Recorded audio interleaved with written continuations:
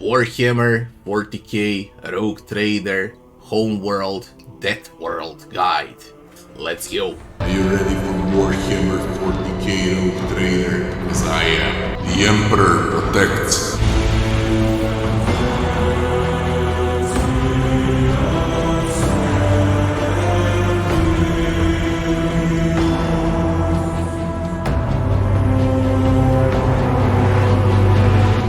Once the character, and if you decide to go with a Deathworld as your origin homeworld, this is for characters that prioritize melee combat. Strong, bulky, tanky characters. Okay, whether you wanna make them range bulky or melee bulky, that's up to you, but that's what they prioritize on Deathworld. In other words, you recover a bit of HP, or how they like to call it here, wounds. Wounds is HP. Once you drop below 30, you recover 20, and you can raise armor as well.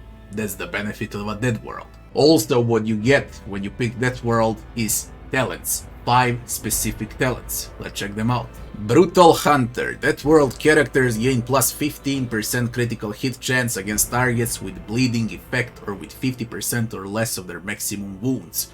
Very good, because there's a lot of companions that can bleed enemies. So you're gonna deal more damage, or better say, you're gonna crit more often against bleeding enemies. This is a very good passive. Again, there's plenty of companions that can bleed enemies. Trusty Weapons. Deathworld characters gain 10% to critical hit chance for axes, hammers, and laser weapons. Again, I said it merges well with characteristic modifiers, or better to say, when you wanna play a big bulky rogue trader. Alright. Wounded Beast. Every injury increases the Deathworld character agility and willpower by 5. Every trauma counts as 3 injuries. This is the difficulty talent. The harder the difficulty, the more injuries you'll have, hence the bigger the benefit out of the Wounded Beast.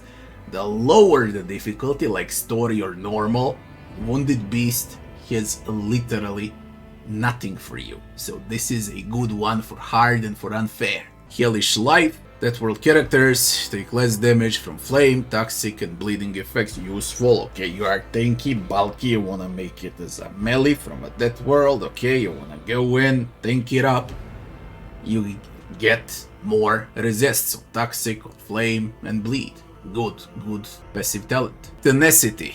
Once per combat, when a Deathworld character is suffering from the stunned, blinded, or immobilized condition, this condition is ignored, and they instead gain 20% temporary wounds to their maximum wounds. So every time when you're about to get stunned, blinded, or immobilized, enemies do tend to cast blind and stunned. Of that I'm sure. I'm not sure about immobilized though. Instead of being stunned, you're gonna get 20% bigger health pool. Very good passive. Again, Deathworld is quite interesting. I like it a lot with all the talents and with characteristic modifiers and with a survival instinct on top of it all and with everything that it brings on a table for a melee bulky rogue trader, for a tank.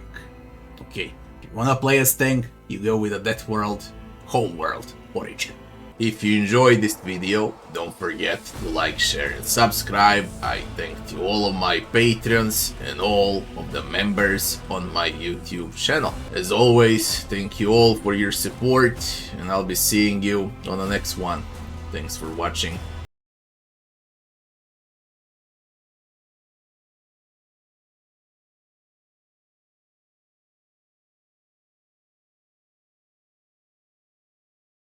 Are you ready for Warhammer 40k Rogue Trader? Because I am.